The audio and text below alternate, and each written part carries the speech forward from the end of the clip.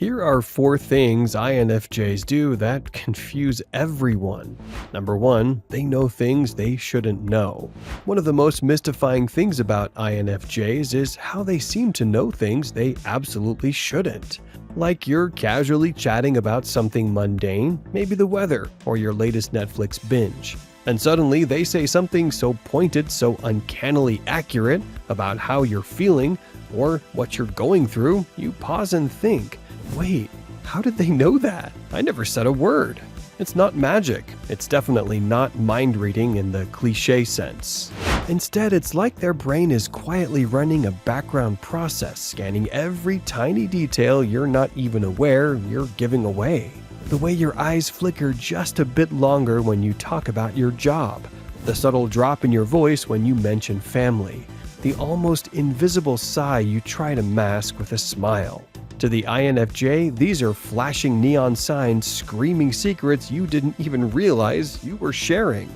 Their mind doesn't just listen to your words, it decodes your emotional subtext like an expert cryptographer. It connects the dots that you didn't even know existed, and while you're busy holding the conversation on the surface, they're diving deep beneath it, piecing together a puzzle of feelings, doubts, and hopes that you never explicitly laid out. It's like they have an emotional radar constantly scanning the room, picking up on frequencies no one else can detect. And when they speak, it often feels less like conversation and more like a gentle unveiling of truths you weren't ready to admit out loud. The strange part, you don't usually see this process happening. They're calm, composed, quietly observing, taking it all in behind their serene mask. But suddenly, out of nowhere, they drop a comment or a question that hits you like a lightning bolt.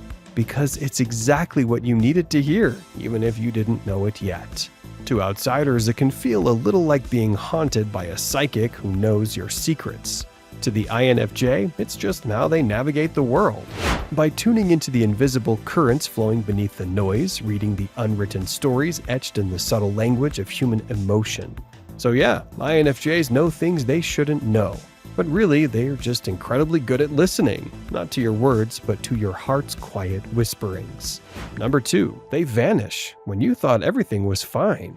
One of the most confusing things about INFJs is how perfectly normal everything can seem, and then suddenly they vanish.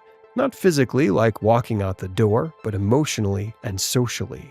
Disappearing like a magician slipping behind a curtain. You might be chatting every day, sharing memes, talking about your latest obsession, and everything feels smooth, easy, even. Then, out of nowhere, radio silence. No, hey, I'm busy. No, everything's fine. Just nothing. And you're left wondering if you accidentally offended them, or if they've just ghosted you in the most confusing way possible. What's really happening is less drama and more battery life. INFJs have emotional batteries. And when those hit 0, they don't just keep pushing through like most people might. Instead, they pull the plug and retreat deep into their internal worlds to recharge. Think of it like their psychic Wi-Fi signal dropping to 0 bars. They need to unplug, retreat, and reboot without anyone else's noise interfering. This disappearance isn't about you, or the friendship, or even their mood.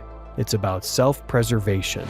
INFJs process emotions intensely, and sometimes that means shutting out the external world to handle the flood of feelings inside. It's like they're retreating to a secret mental cave where they can sort through their thoughts and emotions without interruption. And here's the kicker. They don't vanish to avoid conflict or because they don't care, quite the opposite. They vanish because they care so deeply that the emotional overload requires a full system pause. So when they finally return, usually with a quiet apology or a cryptic, "I needed space," it's because their inner batteries are charged again. Their psychic Wi-Fi is back online, and they're ready to engage fully, deeply, and authentically once more. You might not understand the silence while it's happening. You might even feel left out. But for the INFJ, it's the only way to keep going without burning out. They don't mean to confuse you, they just have to protect the vast, complicated universe inside them. Number 3, they seem soft until they snap. One of the most surprising things about INFJs is how soft they seem, calm, kind, gentle, like a breeze on a spring morning. They listen carefully, offer support, and radiate warmth like a cozy fireplace. You'd think they're the type to just quietly endure whatever life throws at them forever. But here's the twist. Beneath that calm surface runs a river of fierce, unyielding strength. Because INFJs don't just tolerate, they absorb. They hold space for others' emotions, carry their burdens silently, and keep track of boundaries being crossed, even when they don't say a word. And then, one day, or sometimes one moment, that dam breaks. It's not a wild explosion or a tantrum. No, it's more like a laser-guided strike of words. Precise, cutting, and powerful. When INFJs snap, they unleash truth bombs with the accuracy of a ninja throwing stars, but wrapped in a cloak of quiet intensity. It's not about anger. It's a controlled poetic release of everything they've been holding inside.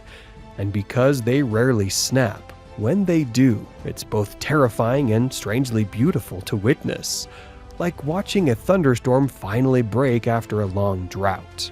What confuses people is how quickly they switch from the softest voice in the room to the sharpest blade.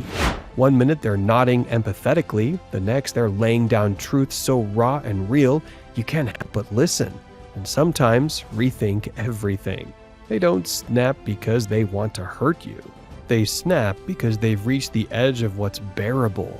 And when they do, it's a signal, not just to others, but to themselves, that enough is enough.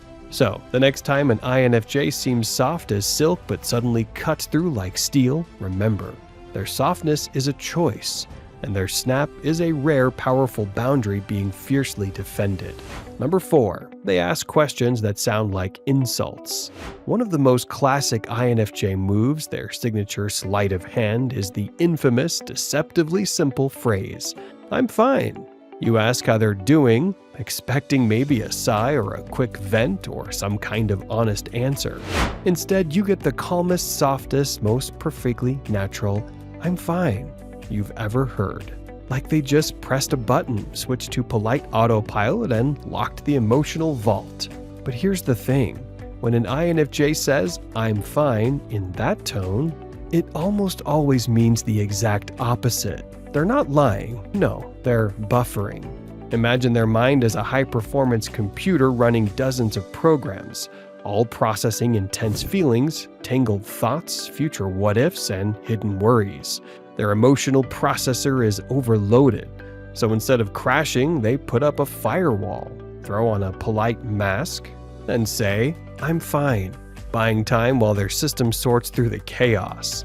This isn't just about shutting down in the moment. INFJs tend to internalize feelings, turning them over in their minds like smooth stones, analyzing every angle until they understand what's really going on inside.